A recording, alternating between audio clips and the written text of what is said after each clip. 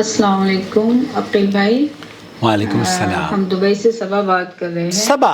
ایک مسئلہ آپ سے ڈسکس کرنا تھا. اوکے. کہا یہ جاتا ہے کہ اللہ رب العالمین نے اپنے کلام کے ہر حروف کے لیے خدمت گار مقرر کیے ہوئے ہیں. اس کو تھوڑا واضح طریقے سے آپ بتا سکتے ہیں؟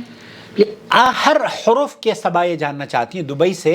انہوں نے سنا ہے کہ ہر حرف کے خادم اللہ تعالیٰ نے پیدا کیے ہیں. جب انہوں نے آدھا سوال بھیجا تو میں نے ان سے پوچھا کہ آپ نے کہاں سن لیا ہے, کس نے کہہ دیا ہے نحمدہ و نصلی علی رسولہ الکریم اما بعد. تو اس کے بعد پھر انہوں نے کیا بھیجا ہے سن لیجئے وہ بھی آپ کو. پاکستان میں جی السلام علیکم. پاکستان میں بہت سے مولوی ان سب چیزوں کو کوٹ کرتے ہیں.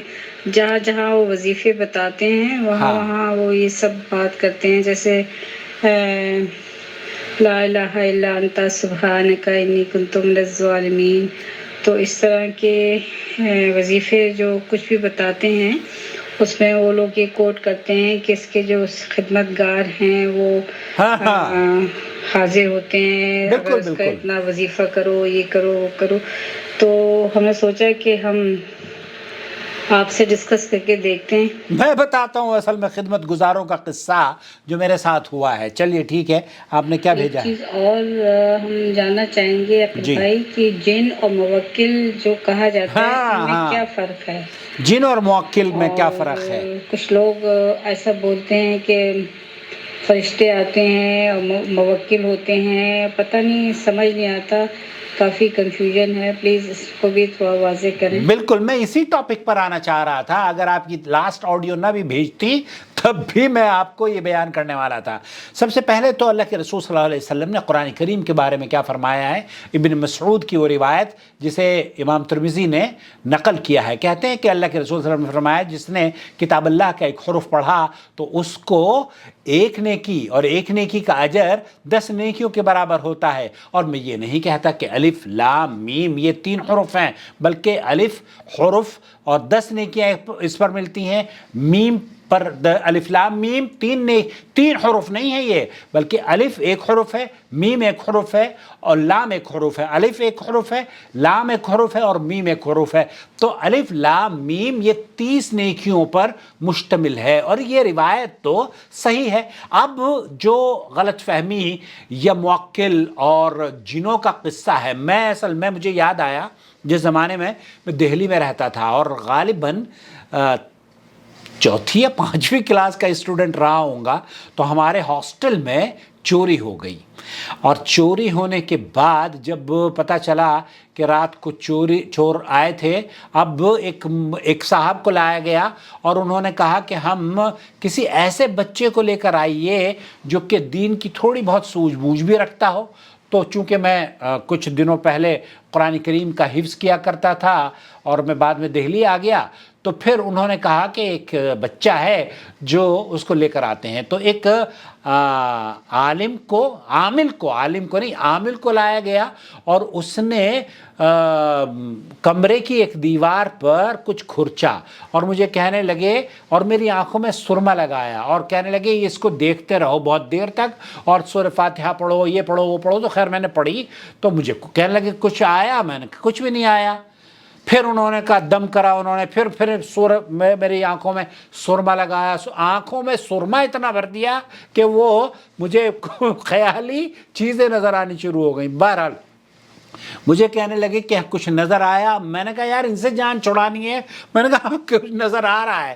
کیا نظر آیا؟ میں نے کہا لوگ ایسا لگ رہا ہے جیسے کہ میدان میں جمع ہو رہے ہوں. کہنے لگے ہاں بس ایسے ٹھیک ہے, اس سے کو موکل کو بلاؤ. موکل کیا ہوتا ہے؟